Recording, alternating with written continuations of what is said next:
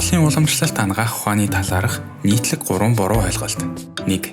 Зөвхөн өвчин намдаах төр зүрийн арга гэсэн ойлголт. Уламжлалт хангаах ухаан нь зөвхөн өвдөлт намдаах эсвэл төр зүрийн эмчилгээ бус, өвчнөөс урьдчилан сэргийлэх, тэнцвэрт байдлыг хадгалах, хүний бие сэтгэл оюуныг цогцоор нь авч үздэг. 2. Зөвхөн ургамлын гаралтай эм эргэлдэг гэсэн ойлголт.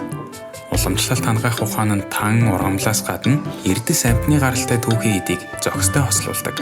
Мөн зөв хооллолт, амьдралын хэв маяг, засал барай зэрэг олон аргыг хамардаг. 3. Орчин үеийн шинжлэх ухаантай харьшилддаг гэсэн ойлголт.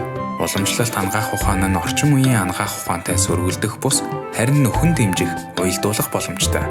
Орчин үеийн судалгаагаар уламжлалтын зарим эм арга нь шинжлэх ухааны үндслэлтэй болох нь нэмэгдэж батлагдсаар байгаа. Нэг сонирхолтой зүйл дуртахад эм зүүн шинжлэх ухааны их сургууль уламжлалт хангаах ухааны хөтөлбөртөө эсэлт авч байгаа юм байна лээ шүү.